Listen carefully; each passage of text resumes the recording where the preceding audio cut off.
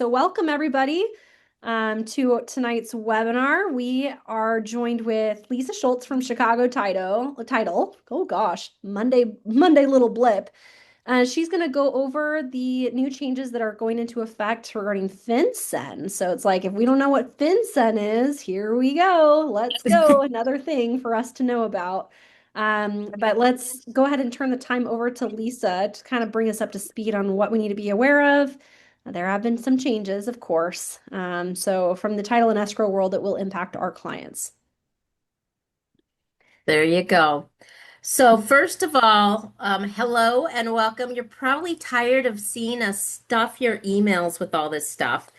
And I don't want to take up a lot of time, but I do have a PowerPoint and I've left flyers and the reporting worksheet for you guys as a courtesy because I want to make sure that you're comfortable and you know how when you're looking at transactions, whether representing the buyers or the sellers, that you understand what needs to happen now based on this new regulation from FinCEN. We haven't really heard a lot about it, FinCEN, but it's here and it's got a lot of teeth to it. So first of all, I want to introduce, I brought one of my closers with me. Come on over. This is Katya Schmack. She is one of my favorite closers in my Kent office all around. She's phenomenal and she'll be here. So, like I said, you guys have heard about this before, and if I'm too loud, I can soften. Let's go to the next slide. First of all, the FinCEN stands for the Financial Crime Enforcement Network. And what this is, it is a part of the U.S. Treasury, and their goal is to stop any sort of illegal or illicit money laundering in the United States. Now, some of our stuff we've been doing for years, and what happened is they found so much evidence that people were buying real estate, laundering money, using it for illegal purposes. I've got a story for you, of course. And so what they decided to do is about a year ago, they decided that they were going to start having LLCs, partnerships, and trusts have to do an additional reporting system on their purchases for cash. And then they decided this year that they want cash, hard money, and seller financing included. Why? Because if an LLC, a trust, or a partnership does not go through a traditional lender, banks, credit unions, commercial lenders, they're never reported against the SARS report, which is called Suspicious Activity Report. So let's say I'm an LLC, I'm selling a lot of cocaine, I want to buy real estate. So I funnel it through a Delaware LLC and I just have cash. Well, that's not good enough for the US government. And this is what's truly happening. So they are now asking for some reporting. Okay? And if the cocaine was a bad example, I apologize. I was just talking off the cuff. So let's go to the next slide. So why this rule exists, like I said, part of it has been in existence for years. Back in 2016, there was a system called geographic targeting. And what they did was they reached out to the largest title companies and they said, hey, anytime you have an LLC purchasing in cash, just LLCs, and it was in Miami, San Francisco, Seattle, Los Angeles, Dallas, or Houston, or New York, we want you to report that. So some of the title companies have been reporting this information, a small portion of it, since 2016. Some other escrow companies have not been doing that as well. So now everybody gets to report, and I'm going to repeat myself and you guys are going to get tired of it, but I want you to know LLCs, corporations that are pass-throughs, trusts who are purchasing with cash, hard money, or seller financing. They're going to fall in to the new anti-money laundering reporting system requirement. Okay? So we've already talked about this. When is a transaction reportable? Cash or non-institutional financing. Pop in here anytime you want, my dear. Okay. Or cash equivalents as triggers. There is no minimum threshold. So a $9,000 lot in Anderson Island or a $1,500 mobile home, as long as it's residential, we're going to need to collect this information. And once again, it is not commercial, but note that it is also vacant land and mixed-use properties and co-ops and condos. Okay? Next slide, please. Your paragraph Z that started on 226 in your new purchase and sale agreements show that the buyer and seller must provide all information needed by the date of closing. I'm going to tell you guys, escrow companies need more time than the day of closing. Someone cannot just walk in and give this information electronically. This information has to get transferred. And is it approved? It has to get approved. Come on over. So, Katya, what is the process? So the clients will go on, oh, sorry. The clients will go on to a link that we send to them. They'll fill out their information. Once we get that back, it goes through for approval. If they've filled out everything correctly, if not, it will come back to us to resend the link for the corrections. Okay. And it depends on the escrow company that you're working with for their processes. What we're trying to do, and as you'll see, there's some pretty hefty fines in here. Our goal is to have all the information even. I was with an agent earlier today and they said, well, it only has to be submitted 30 days after closing. Well, FinCEN wants it 30 days after closing. And if there's missing information, we'll get to the fines. Next slide. So, non-reportable transactions they don't care about. They don't care about public entities. They don't care about easements. They don't care about individuals. I have somebody from Korea who is purchasing a residential property, and he's also purchasing a church. They don't care. It's in his name, so we're cool on that, okay? Or like I said, banks, savings and loans, credit unions, and that's because those guys also have a requirement to report any suspicious activity, where their money is coming from, if the LLC is kind of new, all sorts of different things that lenders have to look at. Next slide, please. So required data points. I'm going to show you at the end of this presentation all the different things that our electronic system is asking, and I want to give you guys just some heads up on what other escrow companies are doing. So we have to have the data collected. It has to be somewhat secure because it's highly private. We're asking for routing numbers. We're asking for bank information. We're asking for EINs, social securities of the managers and trustees, which you guys, your managers and trustees are going to be very irate because the whole idea of building some of these LLCs was to get them off that, but FinCEN doesn't care. They want it anyways. Okay. Next, impact on real estate. This is what's important for in our world to see if you can help us. Number one, setting the client's expectation. When you're dealing with a BSA and you're going to put it in as an LLC, or you're working with people who are an S Corp, a C Corp, or a trust, let them know that there's going to be an additional amount of paperwork or electronic information that they're going to have to provide prior to closing. Here's the other thing, because I know a lot of you guys work with people who do assignments and will buy something and then want to quickly switch to an LLC, or will go from one LLC to another LLC. Last minute LLCs or trusts still have to complete that information. So you can't switch at the 11th hour. The information still has to be collected and we still have to report that information. So that's one of the problems that you may see. And then remember that you've got to be careful as to what you say and how you say it, because you don't want to be in a court of law when a buyer asks a question, FinCEN questions them, and they go, my agent told me to do that. But that's going to be a Rochelle and Shannon piece. But we want to make sure that you know that we are a conduit of information. Okay, penalties and anti-structuring. Why is this slide in here? Well, we have compliance officers at a Chicago Title FNF, right? They have talked to these people. They have been working with these people because we are the largest title company in the United States as you take all of our brands. And we've been working closely with them. This is what they told us in meetings.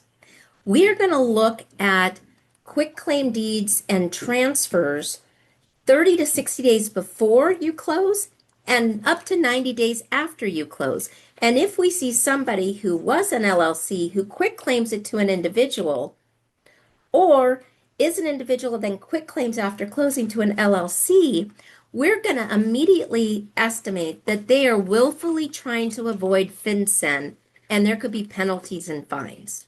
So we want to make sure that everybody knows, let them look for legal counsel if they want to do something like this. And I've gotten numerous questions. Have you had questions on this yet? Not quite yet. Okay, Yeah. so I've really been pushing this out. And here's one of the things. Lisa, I'll just buy it myself and then 40 days later I'll quit claim it. Okay, that could be considered anti-structuring. So really feel free to hand this slide out to people. The cost of doing the proper paperwork is less expensive than recording a quick claim deed. Okay, next slide. How do we help? Well, so here's a couple things at Chicago Title, and I'm going to be broad and say Chicago Title, Ticor, as well as Fidelity. We've already put it in our system. So as your clients receive a buyer or seller questionnaire, if they're in an LLC, they're going to have these questions asked of them. And what's nice is our systems already knows that if they're a trust and they fill out this information, they're not going to fill out the LLC part. So it's going to be easier for them. But I know trusts sometimes have people who are not computer savvy, don't like this scenario. So what are our options? There are options. Having a loved one that they trust, help them with the system. Having their attorney or CPA help them with the system. On very rare occasions, I want you to call me and let's look at different solutions. But the whole idea is we don't want people coming in with this paperwork that they have with all this vital information, and then that gets loosey-goosey out there because this is highly private information. Okay? I'll get to questions in a minute. If you want to see kind of the process your clients are going to go through, here is our buyer questionnaire walkthrough. Like I said, I've given Shannon and everybody these slides, so you're welcome to it. And then next slide. We've got escrow teams who have done an extensive amount of training on this. I'm going to tell you at least 7 hours. As a sales rep, I've got at least 7 to 10 hours because I have to present this. Plus, we've got, as you know, we've got experience and knowledge, and we work very, very well with our LLCs and our S Corps and C Corps. Next question. Here's a slide that nobody else has except you guys right now. Here's my little hacks and hints. First of all, feel free to send your clients to the FinCEN website and fill out and look and download the information. It's very, very informative and it's robust. What I did this weekend is I took this RER form, I wrote down all my information, and I stuck it in my LLC documents so that when I get asked these questions, I can fill it out completely. I will tell you, and Katya will tell you as well, when the buyers fill this stuff out, normally it's on their mobile phone and they're sitting there at a stoplight filling this out. You guys, they need their banking account, their routing number, their bank, their EIN. And what's going to happen is they're going to start the process, then quit the process, and then get frustrated. So please allow them to see the information that we're going to need and be able to work on it. I plan on 15 to 20 minutes to fill out the information, not only for Chicago Title, but for every escrow company. Also, there are some escrow companies who do not have their software up and running yet, and they may be using a third-party system. Ask that escrow company that, because what some people who deal with LLCs and trusts, they like the privacy. They don't want other people having the information. And they may be very upset to find out that a third party's getting that information. Okay, some people don't understand the depth of this information. Why are you asking for my social security number? Why are you asking for my home address? Why are you asking for my banking routing? On the backside, the seller is also having to provide information as well. Wire information, bank routing numbers, and that. And so they're going to be asking why this is happening. And the reason is there's been a lot of bad people buying and selling, and they've both been involved in the transaction. Okay. The other stuff, there may be third party charges to the buyer. Our company, what we have to do is we have to get this information, put it through FinCEN, send it to FinCEN, get it back, make sure it's clear. So Chicago Title will have a work order charge of $175 that your buyers are going to see on their settlement statement. Okay. Another tip and hint, please, if you are representing either party, check with escrow 5 days prior to closing to make sure all the FinCEN information is complete. You guys, we've been doing some of this since 2016. Some of these other companies have never done this before, and stuff may slip through the cracks. The last thing that I want to see is you getting a phone call 20 days after closing from another escrow company going, they are asking for all this information. Why are they doing it now? So as long as we prepare them, as long as that information's up front, as long as you're working with a great escrow company that understands the process, everybody's going to be fine. But I talked to two attorneys who closed transactions for LLCs last week, and I'm like, hey, how are you guys doing on the FinCEN thing? And one of them said, I guess I better start reading that, huh, Lise? I'll send you the information. Okay. Once again, switching LLCs and assignments can affect closing times. The other thing that Rochelle and Shannon can talk about is your paragraph Z states all this information has to be done prior to closing. You guys, what if they don't have it in? Could there be earnest money that is and the contract terminated for something that simple when they've had time to do it? So watch your contracts very, very closely. We expect this to be a possible issue going forward. Okay. Shannon, can you show them the report of just kind of the thing that so this is on, and I've given you guys links to this. This is the worksheet that people have. So if you're going to see all these tabs, go ahead and scroll through, and you can see all the boxes that need to be filled out electronically. This is what we've got set up in our system, but it's a 4 to 5 page document that your buyers are going to go a little crazy on, not understanding why they're doing it. And you guys have samples of this. Okay.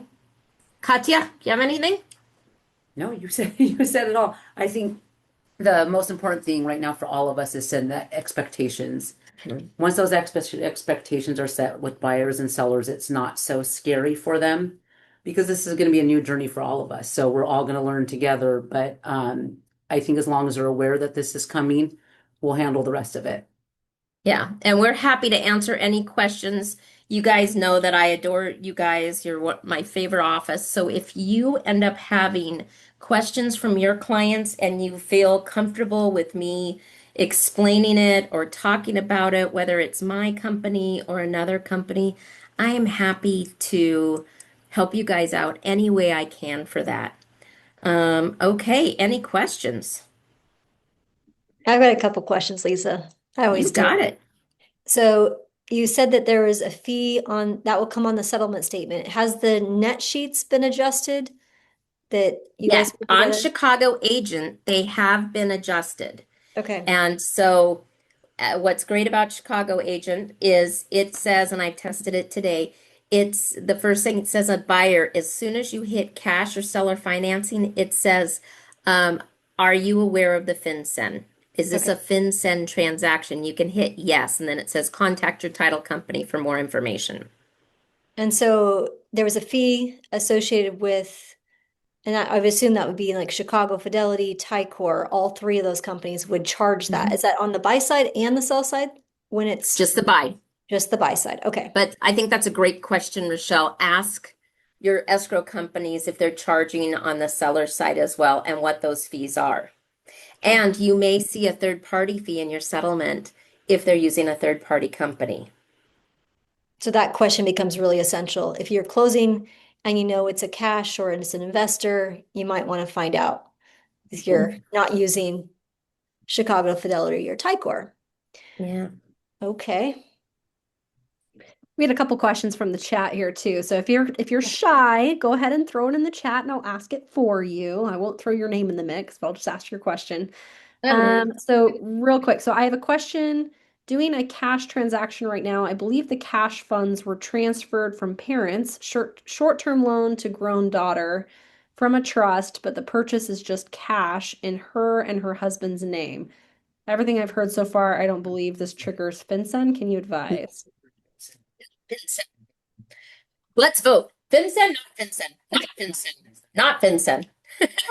Yay, thank you. We were thinking it wasn't. Yeah, I've been joking, Lisa, about like, is it FinCEN, FunCEN? Like, what are we at? Or like FanCEN? Fancy. I think I might put a fin on my head and do FinCEN videos. There you go. So I Okay, have and a then question. go for it. Go for it. If it's an estate, but they're the sellers, then that doesn't qualify either, correct? Oh, it's not the buyer. As long as it's not a trust and it's not the buyer. Yep. You're good. I mean, it is a trust, but it's the seller that's the trust. Yep, you're fine. Also, the one thing I didn't see on this slide, 1031 exchanges are also excluded. Thank you. That's a good question. Okay, another one real quick, Lisa. Does it add, I think you already answered this one, but I think it's good for clarity. Does this add any time to closing? How much time should we allow to process if we're trying to have the shortest closing time frame possible? But you've got to check with your escrow company that you're working with because you don't know how they're doing it. We've got a whole team behind our closers who are working on this.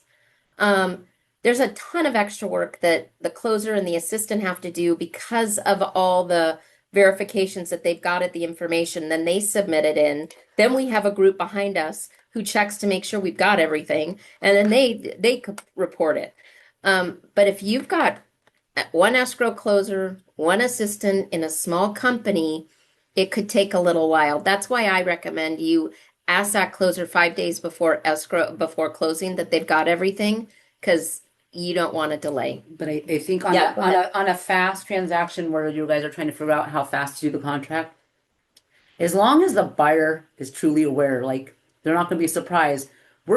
Regardless of a 10-day, 5-day close, 30-day close, our goal in escrow that we've discussed is we're going to get that out just like we're getting out the buyer and seller questionnaire. All we can do is put it out. We can't make these people fill them out. So that's why we have to team with you guys to make sure it's super important. You tell them this is coming your way. Escrow can't fill it out for you. You have to come. We'll answer the questions, but they have to be aware that this is coming their way and that they can't just sit on their desktop. Can't, wait till the night before closing and pray everything, because we're not going to close without it. So I would say as long as you guys are on top of them to let them know the expectations, we will do on it on the escrow side. And then once we get it cleared, you'll get an email as an agent from us along with the buyer and seller that this has been cleared. So I'd say, oh, sorry. Go ahead. I'd say as long as you're doing the expectations. Once my buyer gets the documents to you, how long do you need on your end to make sure that we've got everything ready to go? They go pretty quick.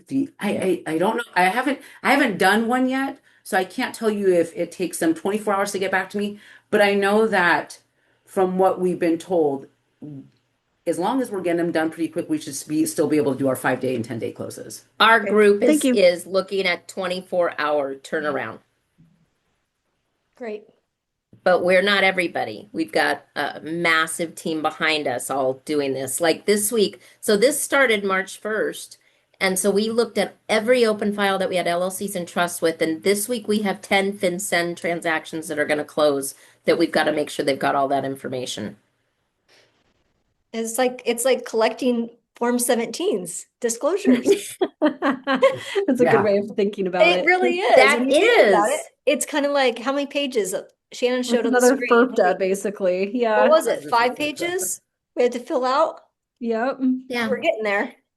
And I've already received people going, I've seen this reporting sheet, Lisa. I'm just going to put it in my name and quit claiming. I can't talk to you about that, but I will show you that fine settlement. And you know what? Just take your time and get it done. So is this also to kind of help with the fraud? Does that have anything to do, will it be less fraud because of this kind of putting these things in place? Because I know Well, it that was kind we've of all so, experienced some fraud. I mean, our yeah. office typically has experienced some fraud in the last year. We've had two or three that, people trying to buy and sell land, things like that, that are trying to, does this prevent a little bit of that by putting some regulations in front of I would people? say yeah, just because you have to get so much information. I would say yeah, just because you have to have so much personal information on these forums that if you are frauding them, then you are the utmost best frauder out there Sophisticated. because you would have Yeah. to know a ton of information on that person. Yeah, it was interesting. I was on a call with the National Title Group. This is the top 10% title reps in the country. And I was like, yeah, FinCEN. And it was interesting. Riverside, California, Houston, Texas, and those guys who are on it, they're like, we are so glad this is happening. They're using those houses, those cartels are buying them. We had people trafficking humans in them, da da da da da. Mhm. And I'm just like, whoa, Yeah. it's really happening. Yeah, we've had some So close to the Canadian border. We had one that was a close call. Also in Port Orchard, one in Tacoma. Recently, we just had somebody in our office meet the buyer and or the imposter of the buyer and the seller. So I think that it's just kind of elevated, and so that's what's causing these bad actors or causing these regulations to be put in place. It's not because by and far the bulk, it's just we do like have some bad actors and actresses out there. I think it's what you said yeah, earlier. Yeah. It's like a multi-factor authentication, but for a real estate transaction, guys. That's what it sounds like to me. It's like one of those things that you hate, but you appreciate, when someone is actually trying to imposter you. You go, I'm grateful there is this thing in place, but it is Yeah. a little bit irritating from the get-go. So I feel it for the consumer. Our yeah. attorney And reached also out to you, remember, because I Lisa. know there's commercial people on this, it's not commercial unless it's mixed use, guys. So your commercial transactions, not talking about those. Residential, closest I can get to commercial is mixed use or vacant land. So, here's a question that people ask. So my LLC is buying 5 properties. Do I only fill it out once? No, every transaction.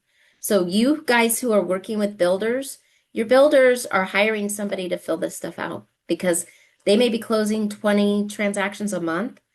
Every single contract has to have this with it. Mhm. Sorry. Good point. I know. Maybe you should do 1031. That would be a good thing.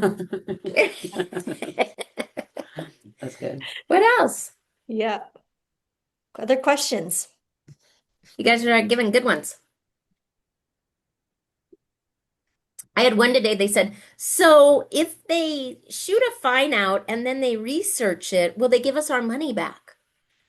I said, I don't know. This is brand new. I don't think they've had that tested yet. But it's 25,000 or 250,000 or 5 years in prison. So if you need 3 good squares and a bed, great way to get one. Sorry, Michelle. It's the after hour party now. Right. Exactly. Do you want to show that flyer that I've got for buyer and seller in case people want it? Yeah, we can post that on our website too. That might be good. Okay. Shannon, you want to see if you can find it? She's got That's okay. You can Yeah, just we'll post we'll it. send it out to everybody probably later. We'll make sure it goes out with the recording and whatnot. But thanks you guys for jumping on. Thank you, Lisa and Katya. Thank you so much for your And insight on this this. goes across the nation. This is not just a Washington thing, right? Somebody just texted This me is, that. yep. So Idaho, Oregon, you guys who are here, welcome. Glad to have you. You get it too. Goes across. And our attorney was hoping that they had a chance to put it in the Washington forms, which they did. He was surprised that they acted quickly here in Washington to get it embedded into the forms. It's not in all of the forms across the nation, but it is still the protocol or the process in which the escrow companies are having to navigate. So some of those states that don't have it embedded in their contract, like Washington, are going to struggle with trying to explain it to their clients. That is fact. Just forget when we get to do it. But yeah, also be wary. I mean, you've got your Northwest MLS, but if all of a sudden you're getting a for sale by owner contract or a seller's contract, or a Office Depot or e-forms, please double check and make sure that that's added into it for your protection. But don't write it because that's You attorney know stuff. what, Lisa, for fun, I got a Chat GPT offer that came through our office. No joke. It actually happened. I never thought it would. But Oh my gosh. we had to change and put everything onto the legal forms. But I was like, wow, all right. All right, here we go. Clients are going there. They think they can do it. Cut the real estate Exactly. agent out. That's Kind cute. of That's scary cute. stuff though. It Perfect. is. All right. Well, I Well, appreciate thanks, you you. guys. Awesome. Yeah, Thank thanks for you. jumping Thanks, you on tonight. guys. Have We'll a see you great guys one. later.